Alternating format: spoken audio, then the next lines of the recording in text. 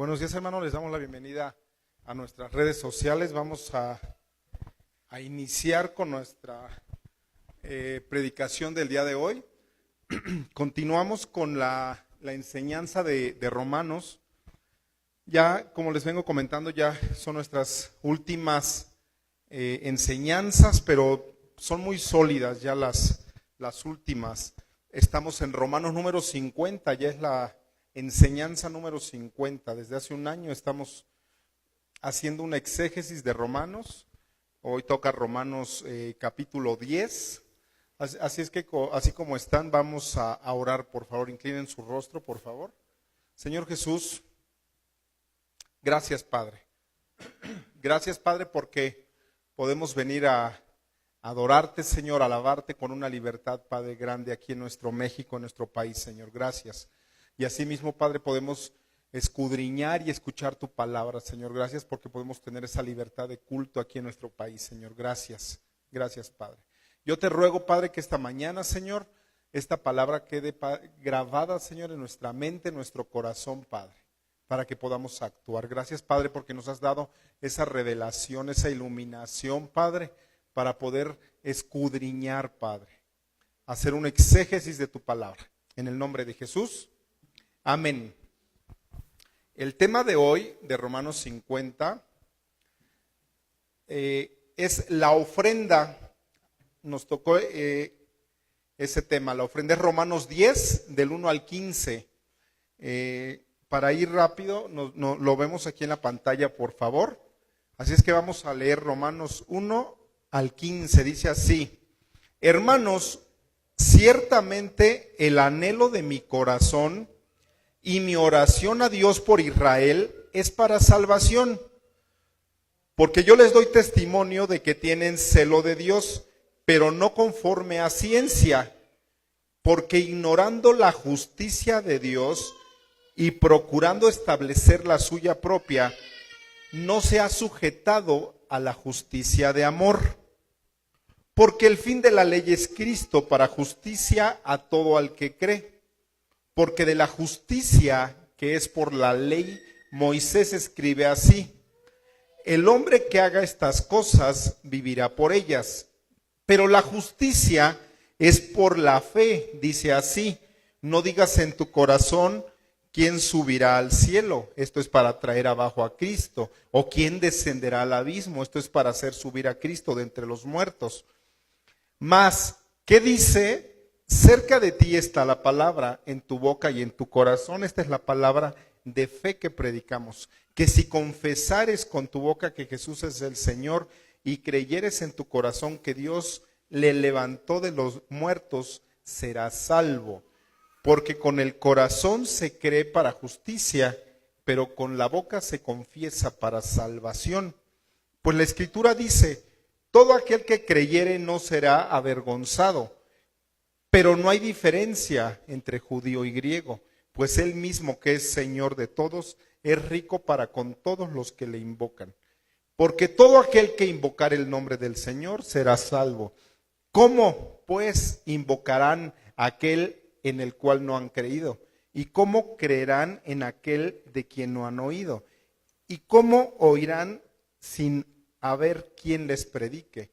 ¿Y cómo predicarán si no fueren enviados?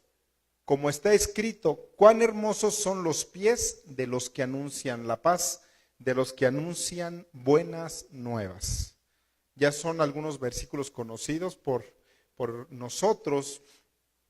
Aquí vemos en la continuación de la enseñanza de hace 8 días, vemos a un Pablo que sigue dando a conocer ese sentir, que sigue dando a conocer ese corazón hacia su familia, hacia su pueblo, hacia sus parientes, como dice en el capítulo 9, pero según la carne, o sea, sí sus familiares directos, le está doliendo, ¿no?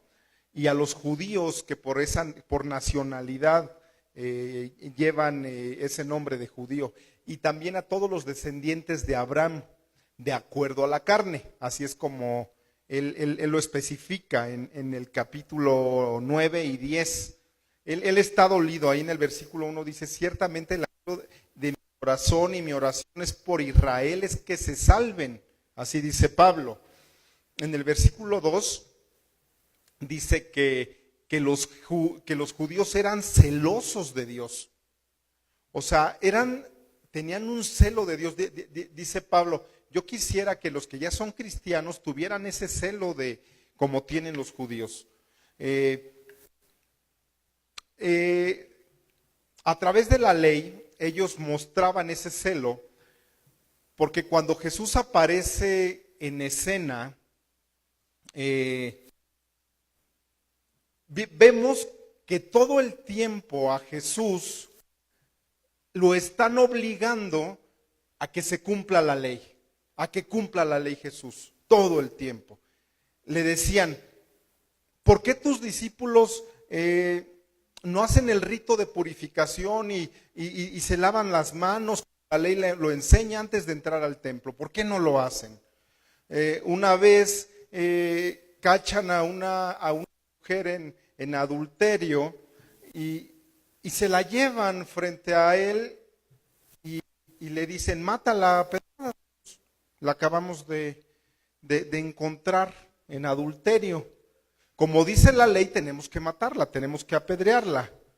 O sea, eran celosos de la ley los judíos. Yo me pregunto, ¿y por qué no llevaron al hombre?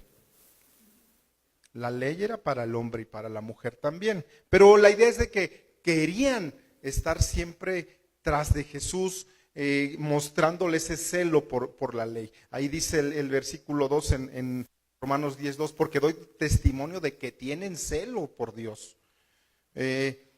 Este celo que tenían los judíos, entendámoslos también, ese celo por la ley era un celo pero sin conocimiento. O dice la Biblia, o no conforme a ciencia. Cuando tú estudias la palabra conocimiento o la palabra ciencia, es una palabra griega que se nos tradujo de la palabra gnosis. De ahí viene la palabra conocimiento. Estudiando esta palabra, algo grave le puede suceder a una persona que llega a ser religiosa o que llega a tener ese celo o que es celosa de su religión, pero que no conoce la verdad. Dice Jesús, la verdad te va a hacer libre.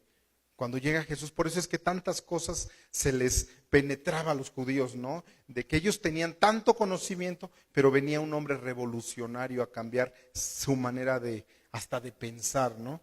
Ya no de salvación, sino hasta la manera de ver la vida, la manera de cómo ellos tomaban la ley. Pablo también era un hombre bien celoso de la ley, pero muy, muy celoso, al fin judío, ¿no? Pero en Hechos 9, tú estudias Hechos 9 y dice que arrastraba a los cristianos. O sea, era un celoso de la ley. Dice la palabra que los tenía amenazados. Tenía un odio, así un odio tan grande por los primeros cristianos, hasta que se convierte en asesino de los primeros seguidores de Jesucristo. Era grande su celo por la ley. No quería Pablo que se salieran del judaísmo. O sea, como que ya está convirtiendo otros pensamientos cristianos de ese Jesús. O sea, no le cabía antes en su mente, antes de conocer de Dios, que pudieran llevarse a gente del judaísmo y más al cristianismo, ¿no? Por un hombre que pues vino a romper muchas reglas aquí al mundo y al judaísmo. Hoy en la actualidad, hermanos, hay mucha gente que se dice cristiana, o sea, pero en realidad pertenecen a una religión, así como los judíos en aquel entonces. Ni siquiera saben muchos cristianos y los que me escuchan a través de las redes sociales en qué está fundada su religión. Porque de entrada ni religión es, pero si lo ven desde esa manera, que pertenecen a un grupo de personas, pues ya es una religión. Pero ese grupo de personas no sabe ni de qué está fundada esa religión. Dice Jesús, es una fe ciega, irracional. Muchas veces son creencias inclusive que no están basadas ni en la Biblia. Están basadas nada más en su propio raciocinio, en su propia forma de pensar. Los judíos estaban confundidos, para que entendamos Romanos 10. Los judíos estaban confundidos porque estaban mezclando lo que es la gracia con lo que ellos sabían de la ley. Por eso es de que les salían muchas dudas. Dice Pablo ahí en el versículo 3, por aquí para avanzar, aquí lo vamos leyendo, por favor, dice, porque ignorando, o sea, son ignorantes de la justicia de Dios y procuran establecer la suya propia, su propia justicia, no se han sujetado a la justicia de Dios. O sea, hay muchos que les hablamos de Dios y te dicen, pues a mí no me hables de Dios, yo ya estoy contento con mi religión. Estoy bien tranquilo, ¿eh? Repiten lo que Pablo está diciendo aquí. O sea, están ignorando la justicia de Dios, ignoran la palabra de Dios y establecen su propia justicia. Sí está bien, pero yo creo y yo pienso que esto es mejor para mi vida. Entonces ahí establecen ellos inclusive su propia manera de pensar y de ver las cosas para ser salvos, para salvación.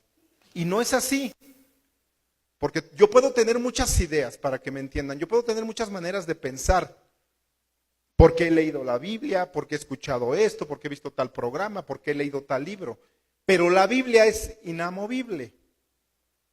Puedes tú pensar lo que tú quieras, pero la Biblia dice otra cosa. Lo ideal es de que yo piense, actúe, hable conforme la Biblia lo va diciendo. Mucha gente dice, y me ha tocado escuchar, yo creo en Dios, cuando le empiezas a hablar de Dios. Y yo muchas veces me pregunto, pero pues ¿en cuál Dios le creerás? Los musulmanes tienen cerca de 300,000 dioses, algo así, los musulmanes. A quien le tienes que creer es al Dios de la Biblia, al Dios de Abraham, al Dios de Isaac, al Dios de Jacob, a ese le tienes que creer, al único Dios verdadero, el Padre de Jesucristo. Y a través de la Biblia, ese Dios Padre, a través de Jesucristo, ha delineado bien claramente cómo puedes entrar al cielo, cómo tú y yo podemos tener una vida eterna. Yo siempre les digo a mis amigos, aquí a la gente de la iglesia, que cuando inviten gente a la congregación, cuando inviten gente a la iglesia, que presenten a un Cristo, a un Jesucristo, pero crucificado. Y que digan, pues no es mi iglesia, no es una iglesia, no es mi organización, simplemente es lo que la Biblia dice a través de la persona de Jesucristo. Tenemos que presentar, hermanos, al mundo y los que me escuchan a través del internet, tienes que presentar al mundo un mensaje bien claro. ¿Por qué? Porque hay mucha confusión y hay tantas mezcolanzas, tantas ideas.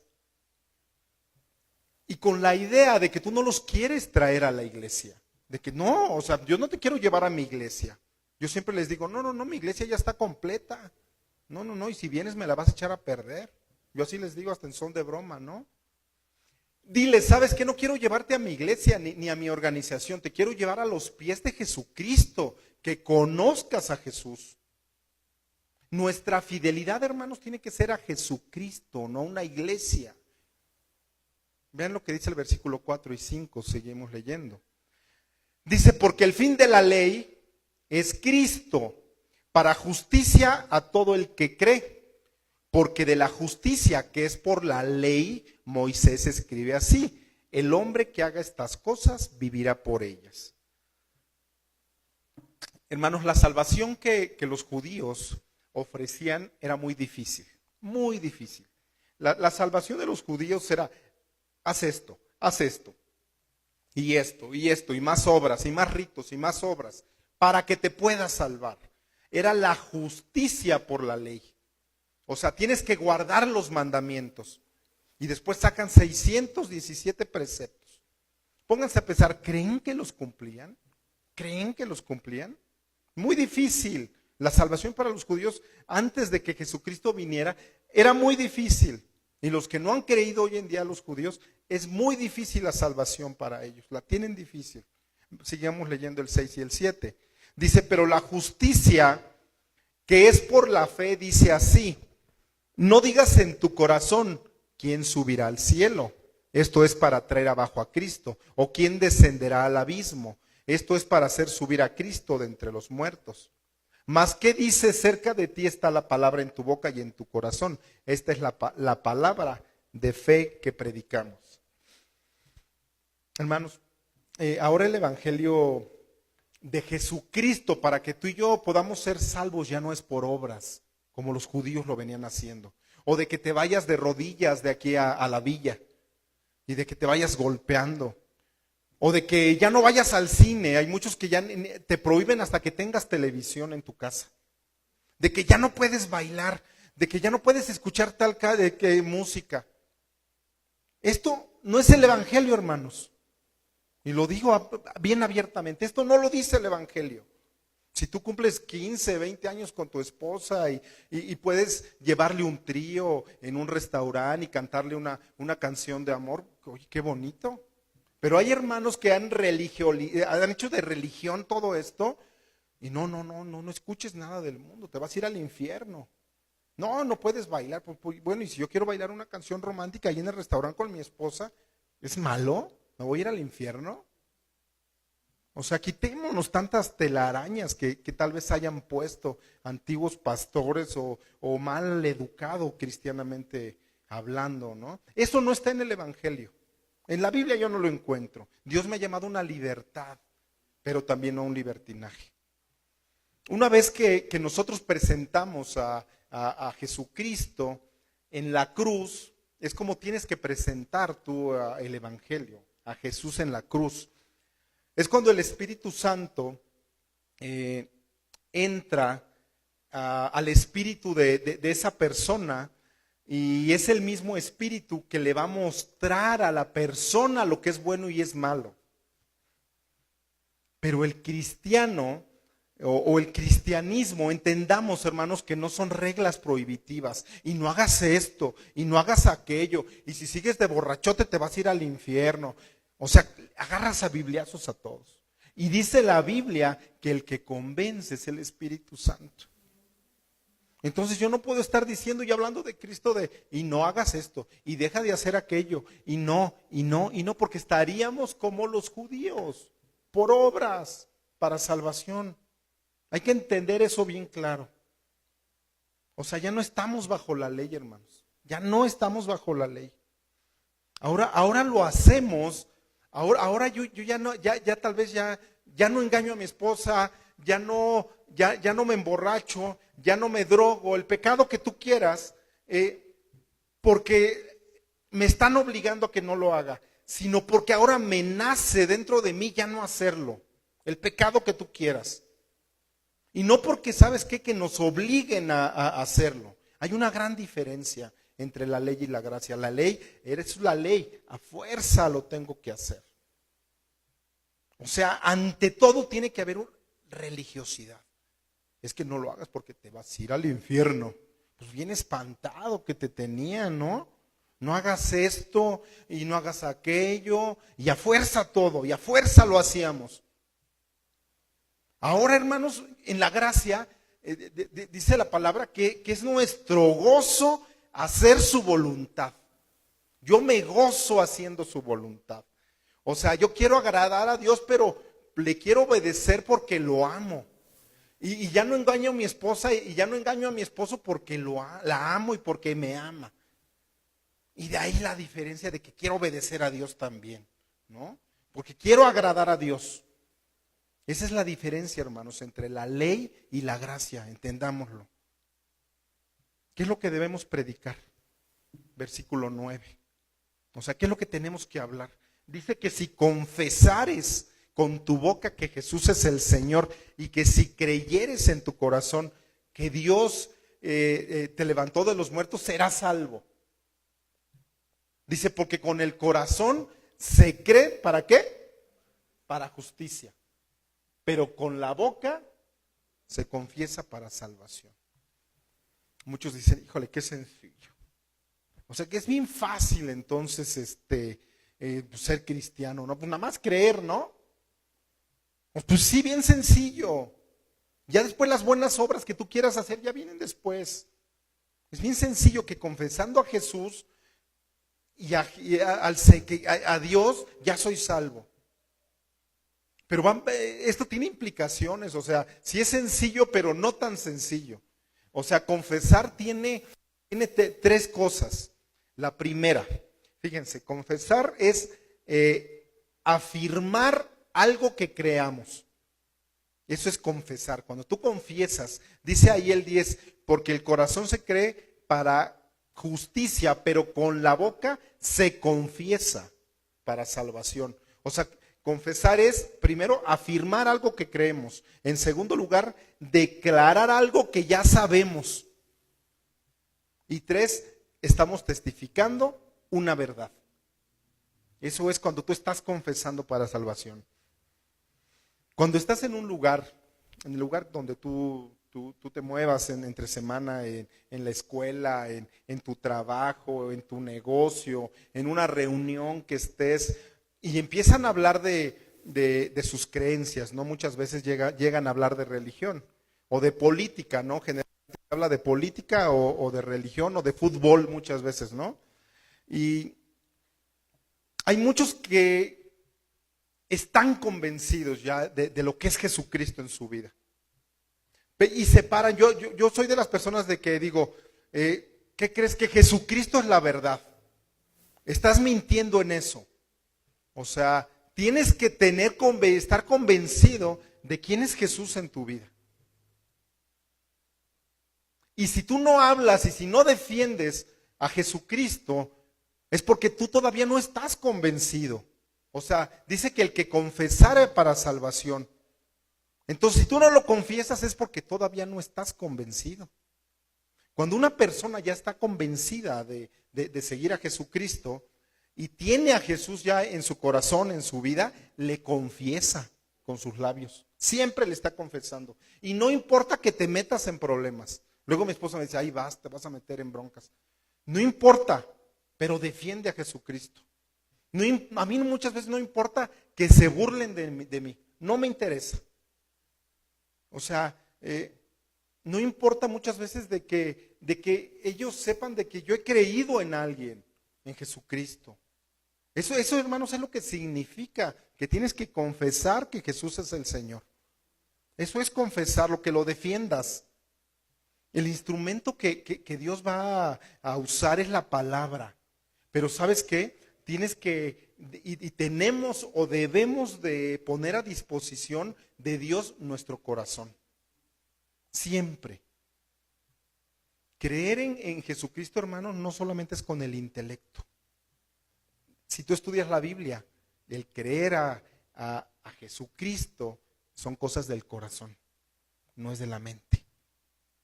Porque en la semana yo estaba platicando con una señora y con puro intelecto. O sea, yo le decía, es que no me vas a convencer, pastor. Digo, ni te quiero convencer. Yo te estoy escuchando, porque aprendo también de eso. Pero yo no te quiero convencer. ¿No? O sea, mucha gente que tiene mucha cultura y que conoce y que tiene doctorados, todo lo razona con la mente. Pero yo ahora les digo, cuando estudias a Jesucristo tiene que ver con el corazón. Tiene que ver con esas fibras que sientas en tu corazón. Sigamos leyendo el 11 y el 12. Pues la Escritura dice, todo aquel que creyere no será avergonzado, porque no hay diferencia entre judío y griego, pues el mismo que es Señor de todos es rico para con todos los que le invocan. Con todos los que le invocan. Hermanos, estos dos versículos significan que el Evangelio está al alcance de todos. De todos. O sea, cualquiera puede obtener la salvación. Cualquiera que se acerque al Señor. Ahí está diciendo Pablo, la invitación se extiende a todos. Ya no hay judíos, ya no hay griegos. O sea, la invitación está abierta. No hay diferencia si eres blanco, si eres amarillo, si eres negro. No importa. O sea, no es una religión elitista el cristianismo, hermanos. No es una religión elitista. Y tampoco es una fe elitista que nada más sea para unos pocos. Yo creo que la iglesia es el lugar donde se reúnen ricos, pobres, de cualquier color, de cualquier situación económica, de lo que sea. La iglesia no es elitista. Y Jesucristo así lo enseñó. Dice, no hay diferencia. Es algo, hermanos, que se ofrece a cualquier persona en cualquier momento y en cualquier lugar. Hay 4 preguntas que vamos a estudiar ahorita aquí adelante y vamos a tratar de contestar como Pablo lo ve, del versículo 13 al 15. Dice así, porque todo aquel que invocare el nombre del Señor será salvo. Todo aquel que invocare. ¿Cómo pues invocarán aquel en el cual no han creído? ¿Y cómo creerán en aquel de quien no han oído? ¿Y cómo oirán sin haber quien les predique? ¿Y cómo predicarán si no fueran enviados? Como está escrito, cuán hermosos son los pies que anuncian la paz de los que anuncian buenas nuevas. La primera pregunta que hace Pablo ahí, ¿cómo pues? Cuando ya hay un cómo pues, o sea, es que Pablo ya estaba medio desesperado explicando, O sea, ¿cómo pues invocarán aquel en el cual no han creído? O sea, ¿cómo una persona en cualquier parte del mundo puede invocar el nombre de Jesucristo si no han podido creer en él? La segunda pregunta va ligada a la primera. ¿Y cómo creerán en aquel que no han oído?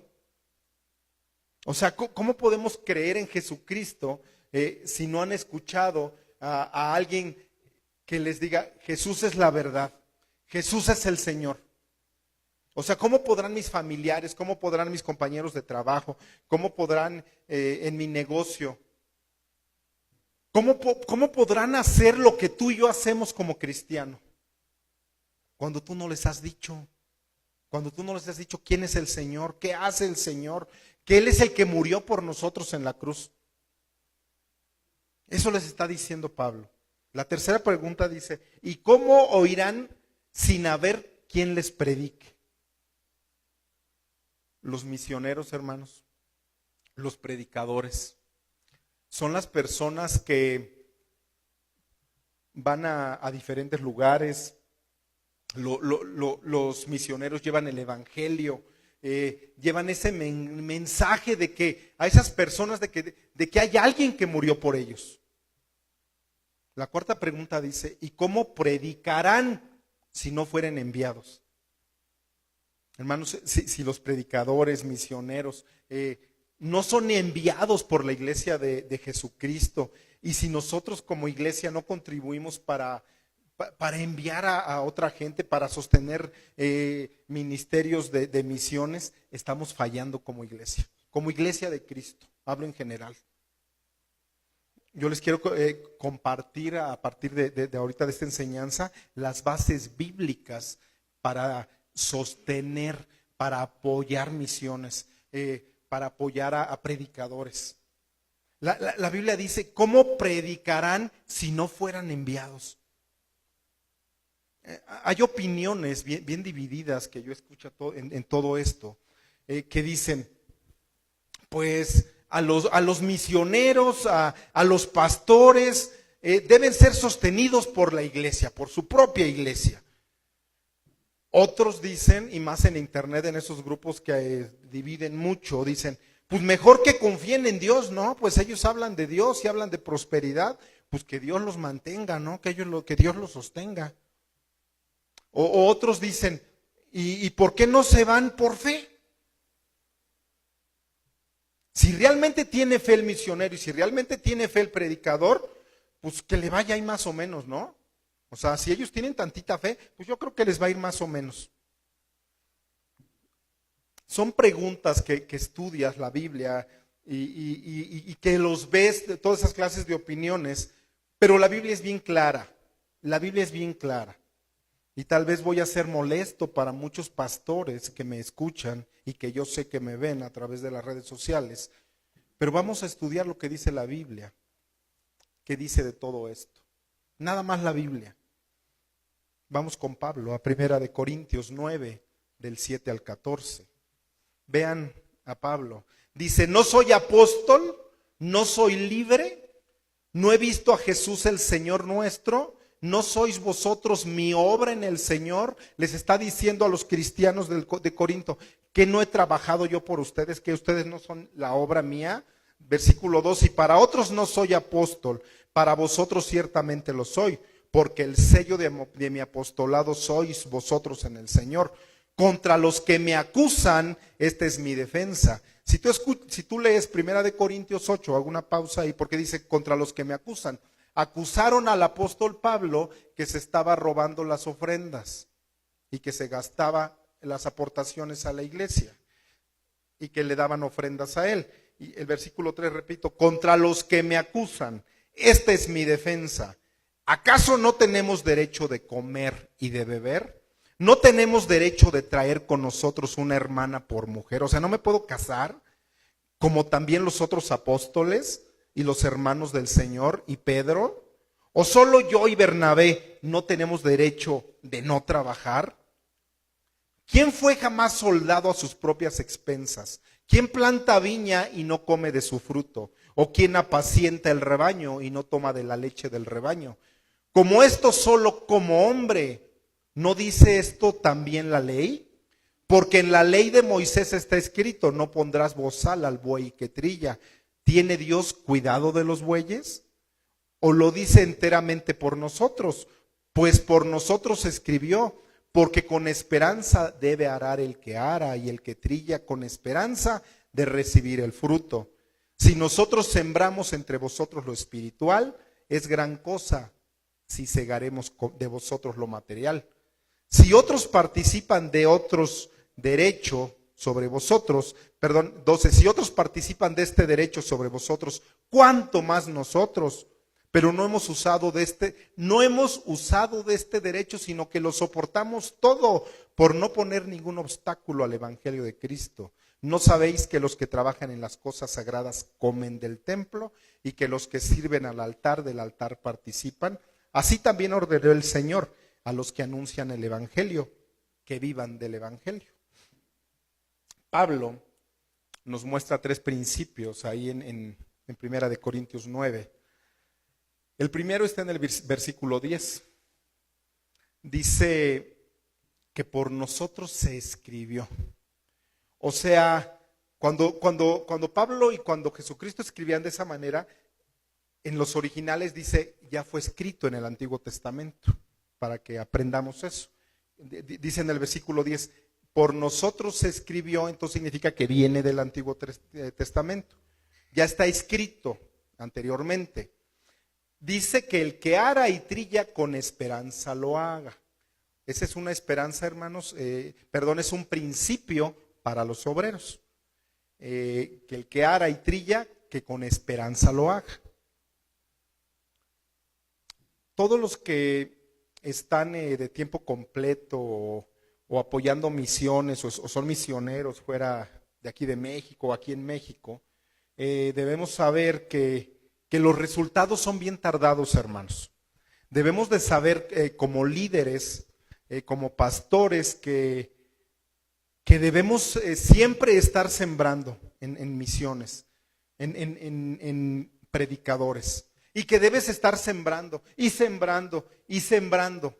Y que esto va a tomar tiempo para que la palabra llegue. Hay misioneros que yo he escuchado que dicen, hasta que estuvimos 2 años en el sur de África, en el norte de África, tuvimos el primer convertido. Y dices, 2 años, y pues ¿cómo lo mantuvieron? Y muchas veces te preguntan, pues ¿qué son inútiles hasta 2 años para que uno se convierta? Muchas veces, hermanos, créanme que el terreno está cerrado. Muy cerrado, y más hoy en la actualidad. Tú ves las iglesias y están vacías. vacías. Pero, hermanos, con la esperanza de que va a dar fruto, dice la Biblia. Y muchas veces que por un alma que lo hagas, que por una persona ya valió la pena. El segundo principio, hermanos, está en el capítulo 11, en el versículo 11, perdón.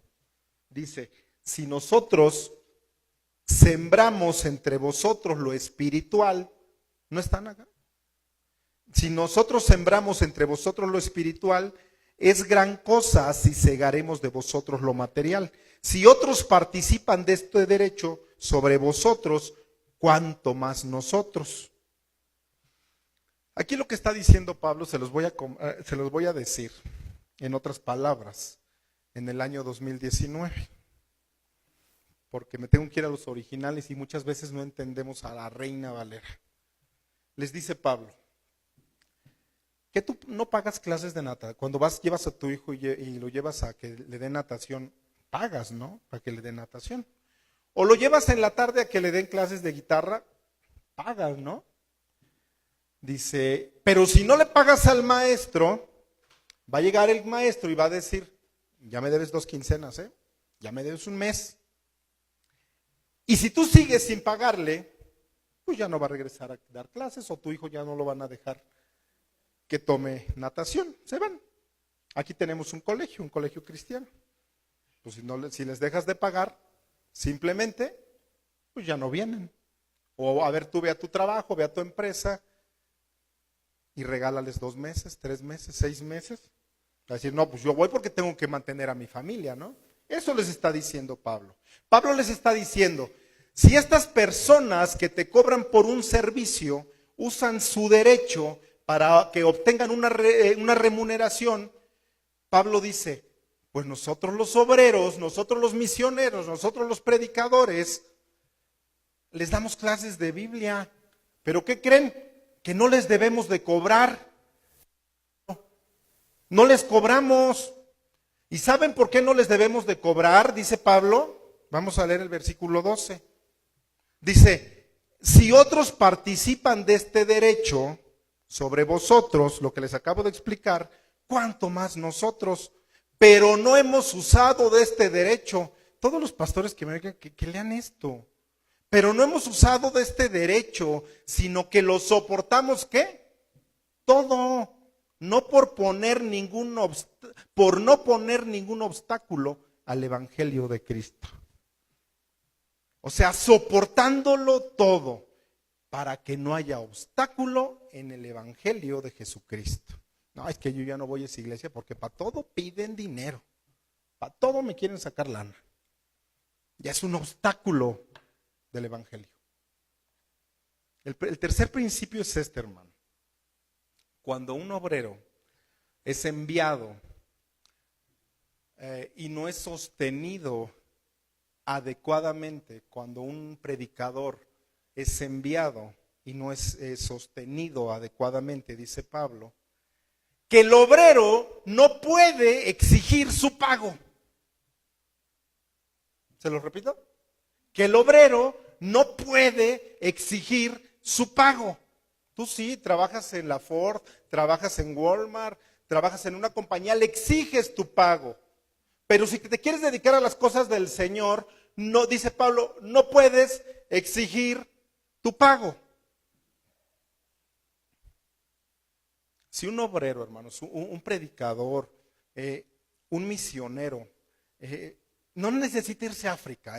Yo cuando tomé misiones aparece un estado aquí en nuestra república que se llama Oaxaca, un lugar donde puedes pasarte 24 horas caminando y no llegas con la gente. ¿Para qué te vas a otro país?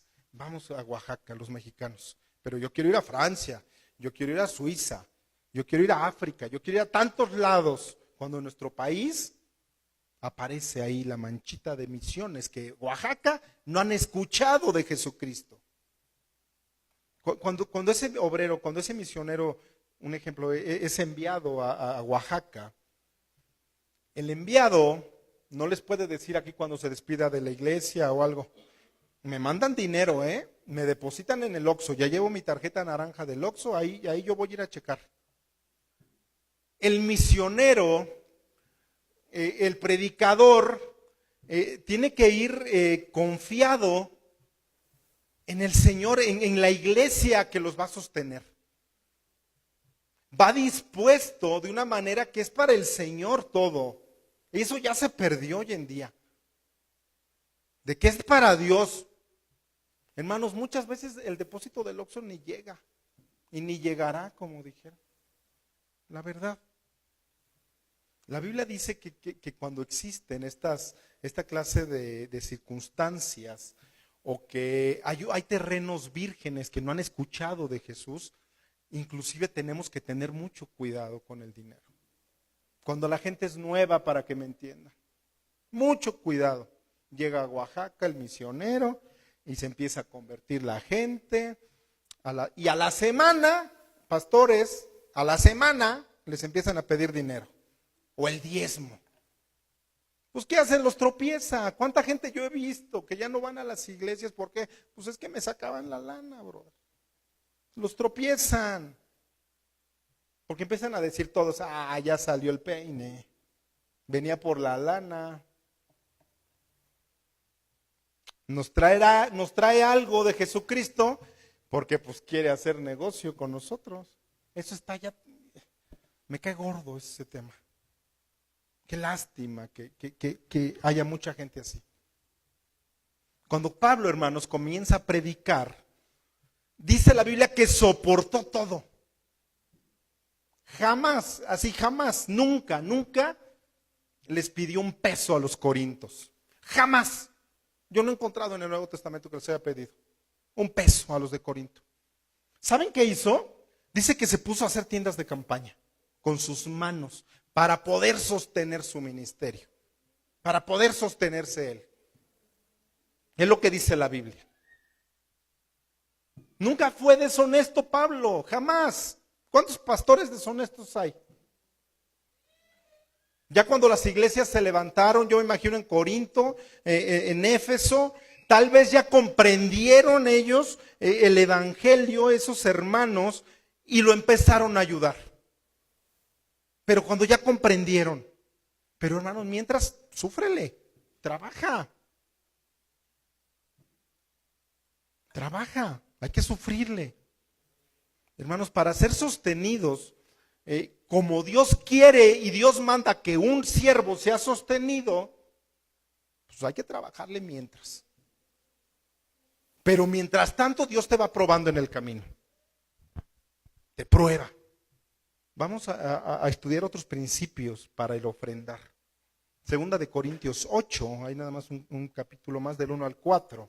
Vean lo que dice Pablo. Asimismo, hermanos, os hacemos saber la gracia de Dios que se ha dado a las iglesias de Macedonia, que en grande prueba de tribulación, la abundancia de su gozo y su profunda pobreza abundaron en riquezas de su generosidad. Pues doy testimonio de que con agrado han dado conforme a sus fuerzas y aún más allá de sus fuerzas, pidiéndonos con mucho ruego que les concediésemos el privilegio de participar en este servicio para los santos. Escúchenme bien, hermanos, y los que me están viendo, que son muchos. En esta iglesia de Macedonia había 3 características que me puse a estudiarlas en la semana. Una, y la principal, dice que tenían una gracia muy especial. 2, era una iglesia perseguida. Y 3, era una iglesia pobre, pero cuando me fui al original, dice Pablo, no era pobre, casi paupérrima. Porque dice conforme, ahí dice el 1, asimismo, hermanos, os hacemos saber la gracia de Dios que se ha dado a las iglesias de Macedonia. El versículo, que en grande prueba de tribulación, la abundancia y su profunda pobreza. Cuando habla, no dice y su pobreza, habla de una profunda. Cuando había profunda era porque estaban casi paupérrimos esa iglesia. Pero en primer lugar habla de una gracia especial. Una gracia que no todas las iglesias tienen. Pero no tenían ni para comer. Y estaban siendo perseguidos aparte, dice que en persecución. ¿Ustedes se imaginan ese cuadro de esa iglesia? O sea, lo principal, la gracia, estaban al tope, pero no tenían ni para comer, perseguidos. Imagínense esa pintura. Llega Pablo, yo me imagino a Pablo, cuando llega ahí con los de Corinto. Pablo pues empieza a convivir con ellos, a platicar, se queda unos días ahí a vivir con ellos. Se da cuenta de que no tenían ni para darle un taco para que cenara, o para una frutita, una papayita para que desayunara. ¿Y qué creen? Que Pablo ni se los pidió. Es más, tú estudiando te das cuenta que Pablo, lo poco que él llevaba, lo compartió con ellos. Y dice Pablo, para testimonio de Jesucristo. Pastores, no entienden esto. Que compartió él lo poco que tenía, no les trató de sacar a las ovejas lo que a veces ni tienen. Llega el momento que en esa iglesia de Macedonia, Pablo pues se tiene que ir porque va a otra iglesia. Y se le acercan los hermanos, esos hermanitos que no tenían ni para comer. Y le dicen, hermano Pablo, toma esta ofrenda, mira, te la juntamos, ten esta ofrenda. Pablo, al ver esta ofrenda, yo me imagino que empieza a llorar. Empieza a chillar. O sea, no tiene ni para comer. Pero cuando hacemos el culto, la gracia del Señor se mueve de una manera espectacular. Pero pues son pobres. Y me juntaron una ofrenda ya que me voy. Yo creo que sí chilló Pablo, ¿no? Yo lloré cuando lo estaba haciendo esto. O sea, ¿cómo le dieron dinero? Pablo les dice a estos hermanos de Macedonia, hermanos, ustedes más necesitan este dinero que yo, quédenselo, por favor. No me lo quiero llevar. Los hermanos de Macedonia le responden a Pablo. Ahí dice el versículo 4, yo no me lo invento, dice, Pablo, concédenos ese privilegio de dártelo para que Dios me bendiga, para que Dios nos bendiga. Dice el versículo 4, pidiéndonos con muchos ruegos que les concediéramos el privilegio de participar de este servicio para los santos. O sea, llévatela para que Dios me pueda bendecir. Pablo no podía negarse a la ofrenda. Ningún misionero, ningún predicador puede negarse a una ofrenda. ¿Sabes por qué? Porque le robas bendiciones a la gente. Cuando la gente ofrenda, Dios lo bendice. Dios lo bendice. Por eso es que ves a Pablo que no rehúsa en regresarle la ofrenda. Porque era tanta la insistencia. Que deja que Dios nos bendiga. Esa iglesia de Macedonia tenía una gracia especial. Pero entonces te das cuenta por qué tenía una gracia especial. Dice que daban más allá de sus propias fuerzas. O sea, no tenían ni para comer los hermanitos de Macedonia. Y le juntaron una ofrenda para Pablo. Se la juntaron.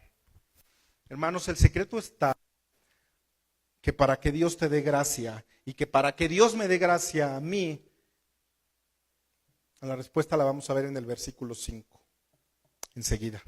Dice, habla después de la ofrenda que dice, y no como lo esperábamos, sino que asimismo se dieron primeramente al Señor y luego a nosotros para la voluntad de Dios.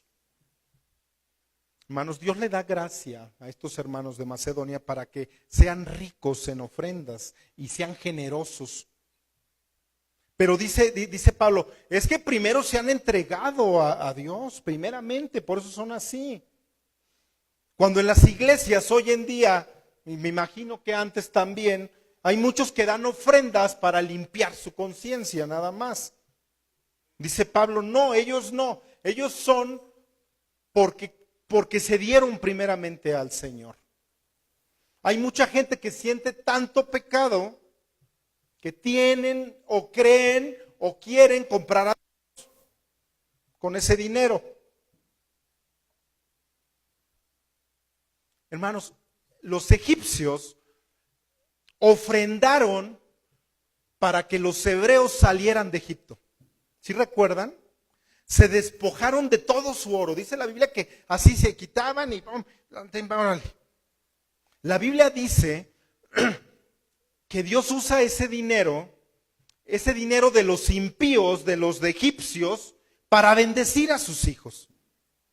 Yo me imagino iban saliendo, eran 800,000 gentes más o menos con Moisés al frente y los que tenían como sirvientes a los hebreos se quitaban sus aretes y llévatelo. ¿Por qué? No sé, pero pues dice la Biblia que él usa ese dinero de los impíos para bendecir a sus hijos. Eso dice la Biblia. ¿Sabes dónde está el problema? El problema está entre tú y Dios. Ahí está el problema. Y no entre tus pastores y tú. Tú ofrendas. Tú ofrendas, nosotros lo recibimos, pero tú antes de darlo, ya te entregaste a Dios. Tú ya te entregaste a Él.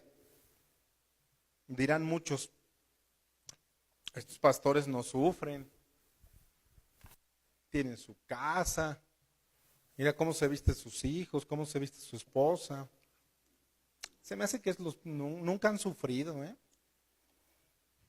Hermanos, la Biblia dice en Primera de Tesalonicenses 2 que no hay ningún predicador que Dios no lo haya pasado por fuego, que no existe uno,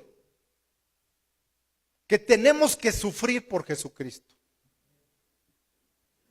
Cuando tú pasas por esto, hermano, como predicador, como pastor, como misionero, como apóstol, como maestro, Dios te bendice más allá de tus fuerzas, más allá de lo que te puedas imaginar. Y eso es bíblico, son principios. O sea, un principio, ¿qué es?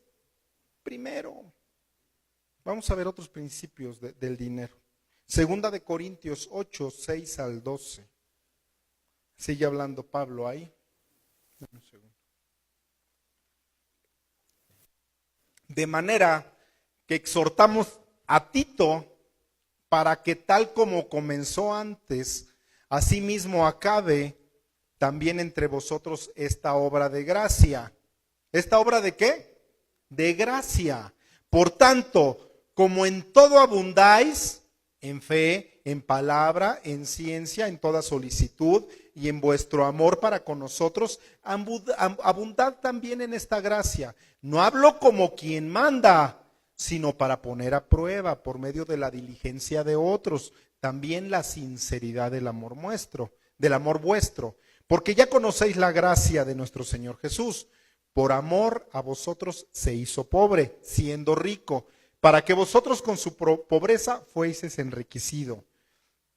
Y en esto doy mi consejo, dice Pablo, porque esto te conviene a ti, que comenzaste antes, no solo a hacerlo, sino también a quererlo desde el año pasado. Ahora pues, lleva también a cabo el hacerlo, para que como anduviste pronto a querer, así también lo estéis a cumplirlo conforme a lo que tengas.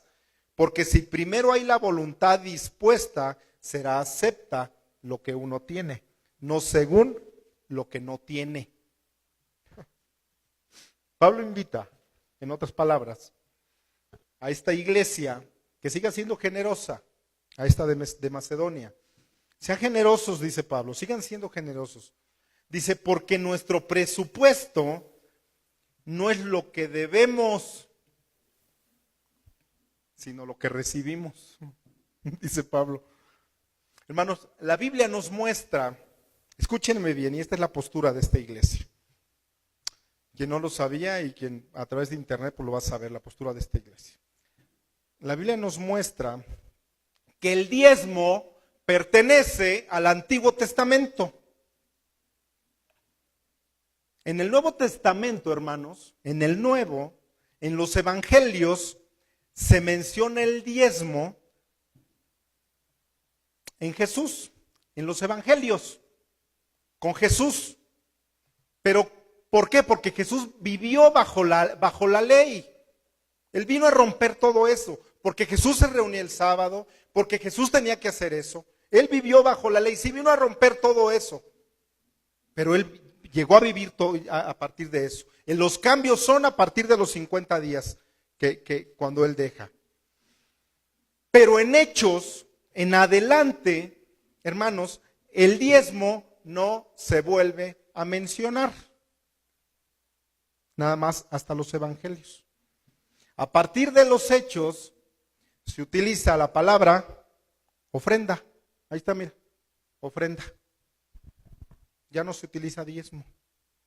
Se utiliza la palabra ofrenda. Y en la Biblia nos muestra cómo debemos de dar esa ofrenda. ¿Cómo la tienes que dar ahora en el Nuevo Testamento? En primer lugar dice la Biblia que no es limitado. Muchos me preguntaron, oye, ¿cómo debo de diezmar? Pues yo gano tanto, gano 10 pesos, ¿cuál es el diezmo que tengo que dar? Y yo muchas veces me quedo pensando en mi corazón, así en mi mente, ¿usan el diezmo todavía? Pues que están bajo la ley, o cómo, o son judíos, o cómo. Ya no digo, voy a diezmar, sino voy a decir ahora en adelante, voy a dar lo que he propuesto en mi corazón. O sea, si el diezmo fue del Antiguo Testamento, la 10ª parte, o sea, ¿cuánto tienes que dar hoy en el Nuevo Testamento? Cuando ya estás bajo la gracia. ¿Cuánto tienes que dar? Vean lo que dice, vean el versículo 8, vean lo que dice Pablo. No hablo como quien manda, sino para poner a prueba por medio de la diligencia de otros. También la sinceridad del amor vuestro. Dice Pablo, yo no los puedo mandar a que den ofrendas, en ninguna manera, o sea, en ninguna parte dice, ustedes tienen que dar. Ahí dice Pablo, no hablo como quien manda. Dice, yo no los puedo mandar a que ustedes den. O sea, hermanos, en ninguna parte de la Biblia, siempre en el Antiguo Testamento como en el Nuevo Testamento, es voluntariamente y de corazón. Sigue diciendo 2 Corintios 9, 5 y 8.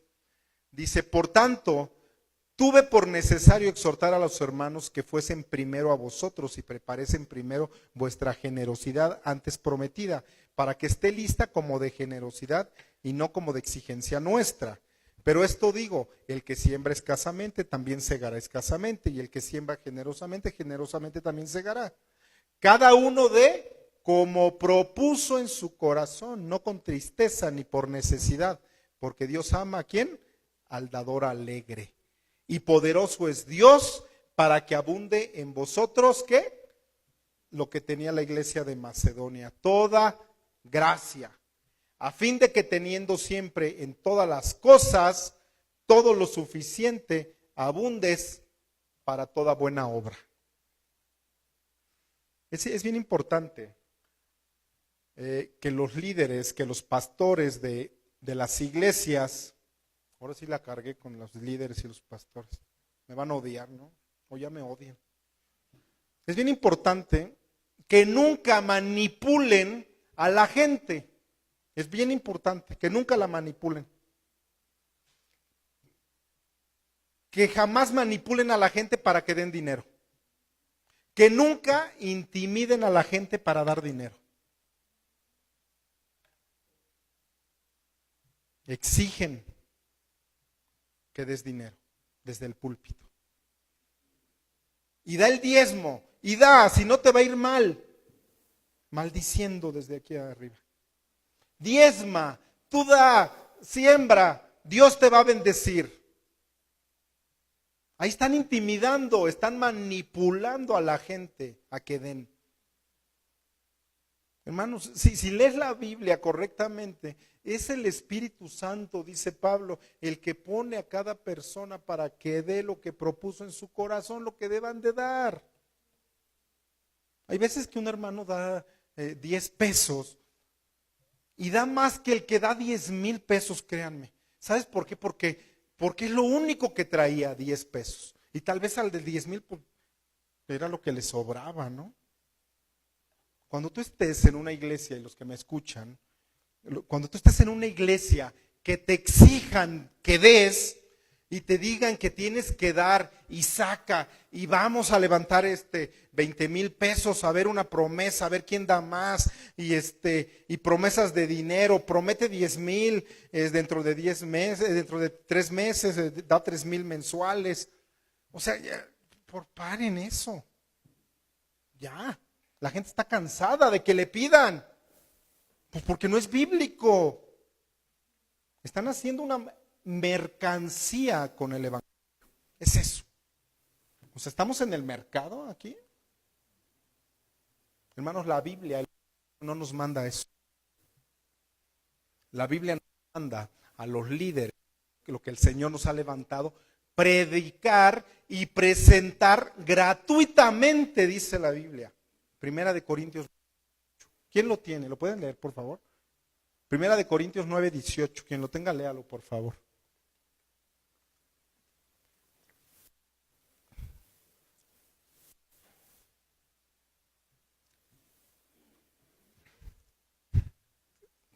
Por favor.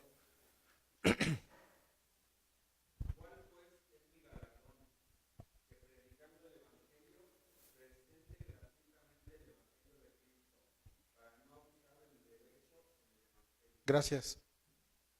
Que cobren al entrar el diezmo, ¿así dice? Que presente gratuitamente el evangelio para que no sea piedra de tropiezo, hermano.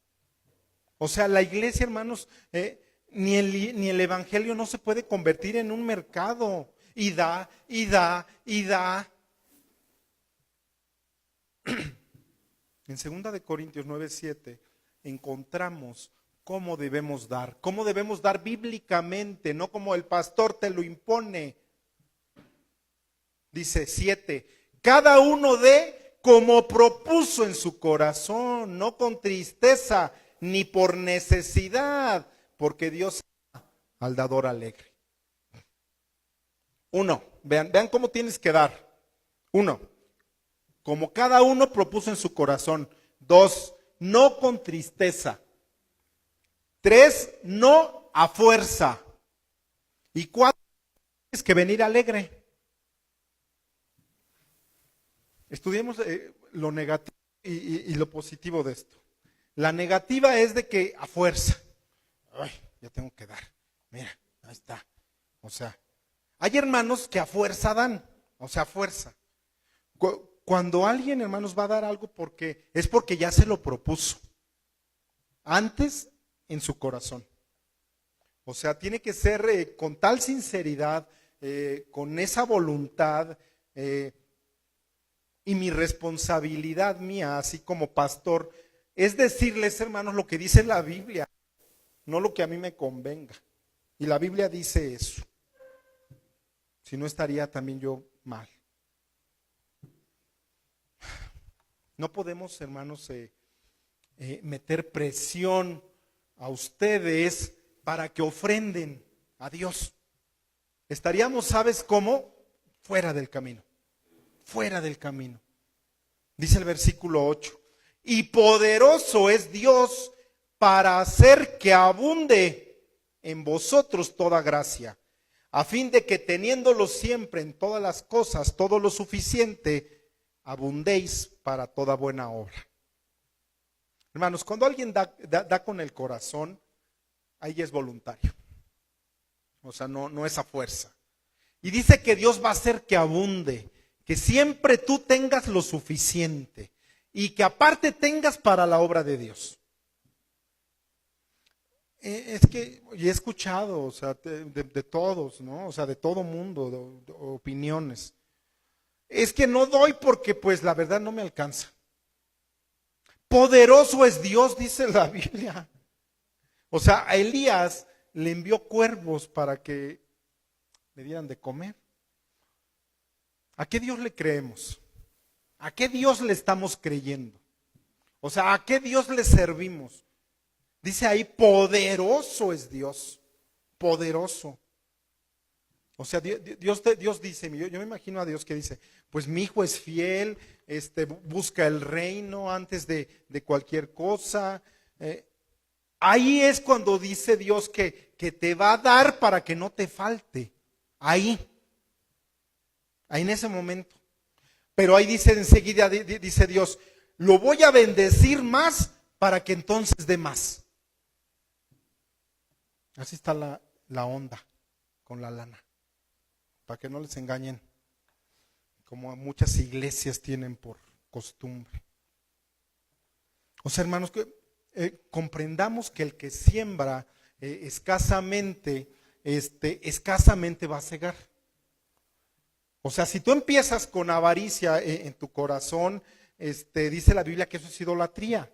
O sea, de que si dudas de que no te va a alcanzar y es que tengo que pagar el carro, y es que tengo que pagar la renta y la mensualidad, eso es falta de fe en Dios. Porque dice ahí Pablo, la palabra dice que poderoso es Dios para que abundéis para toda buena obra. Versículo 10, ya vamos a acabar. Y el que da semilla al que siembra y pan al que come, proveerá y multiplicará vuestra sementera y aumentará los frutos de vuestra justicia. ¿Quién es el que da semilla a los sembradores, hermanos? Pues Dios, ¿no? O sea, Dios dentro de su ingenio a hacer el mundo, sacó la semilla para que se reprodujeran plantas, frutos. O sea, Dios le da a los sembradores esta semilla, ¿no? Y dice Dios que va a proveer y que va a multiplicar nuestra sementera. Nuestra sementera se tradujo como alacena en el original. Versículo 12. Porque la administración de este servicio no solamente suple lo que a los santos falta, sino que también abunda en muchas acciones de gracias a Dios. O sea, cada que tú das una ofrenda, esa persona que recibe esa ofrenda le ora a Dios y le dice, gracias Dios por tal familia, por la familia X que ofrendó. Lo que propuso en su corazón, Dios, Señor, tú bendícela. Gracias, Señor, porque tú eres grande. Estás cumpliendo tus promesas. Hermanos, la Biblia dice, fíjense, en Apocalipsis, que siempre que exista gratitud aquí en la tierra, que sube como incienso las oraciones de los santos. O sea, y las oraciones son el gozo de Dios. Es lo que dice Apocalipsis. A Dios no le va a importar, hermanos, lo que tú hayas dado. O sea, Dios no necesita ni tu dinero ni mi dinero. O sea, no. O sea, Dios recibe más, para que entendamos esto, recibe más las acciones de gracias de la persona a quien tú ofrendaste. Veamos ahorita que nuestras ofrendas, que nuestro gozo es dar. Dice que es la prueba de nuestra fe. Primera de Juan 3, 17 y 18. Dice, pero el que tiene bienes en este mundo y ve a su hermano tener necesidad y cierra contra él su corazón, ¿cómo mora el amor de Dios en él? Hijitos míos, no amemos de palabra ni de lengua, sino de hecho y en verdad. ¿Cuántas familias, hermanos, conocemos, tal vez hasta nuestra propia familia, que no tienen ni para comer? O sea, ¿qué nos cuesta muchas veces aportarles 1 kilo de arroz, 1 kilo de frijol, un bote de leche si es que tienen bebé, una mermelada, y pues dárselo?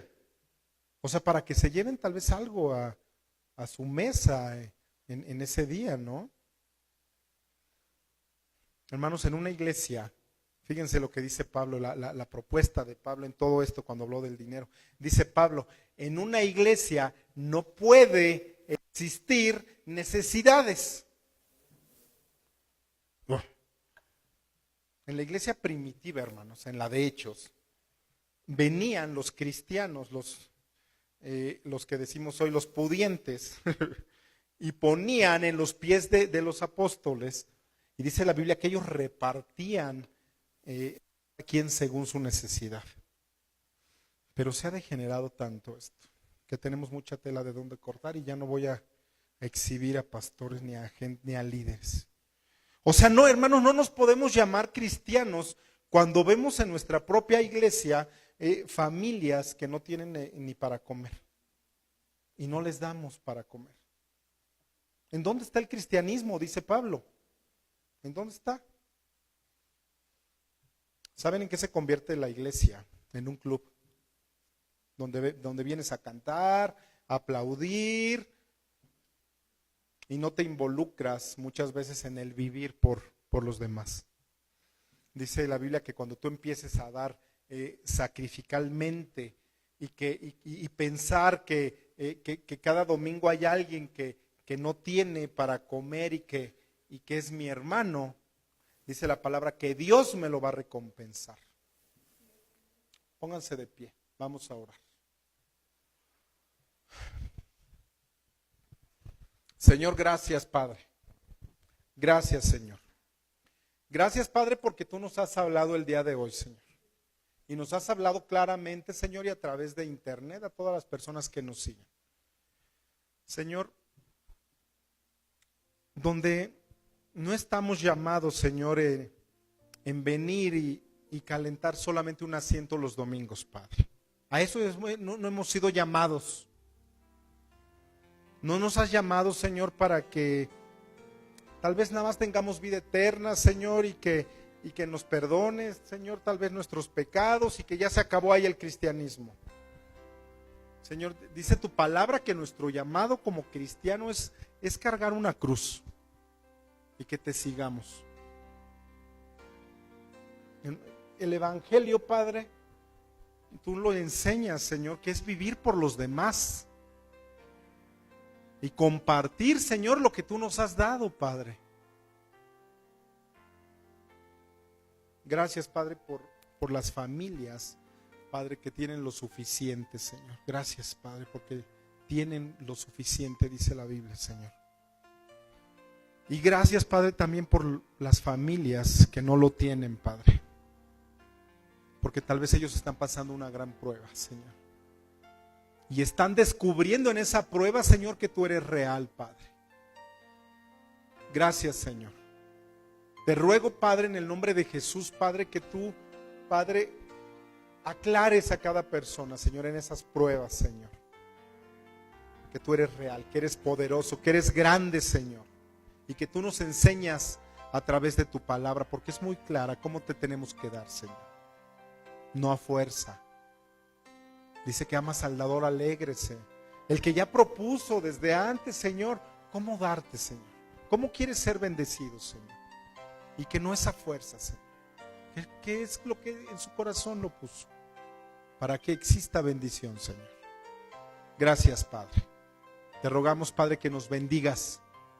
Señor, que tú estés, Padre, con nosotros, Señor, en toda esta semana, Señor. Que tú, Señor, te muestres poderosamente, Dios. Y que esta palabra, Señor, quede grabada en nuestro corazón, Padre, en nuestra mente, Padre, para que así podamos actuar.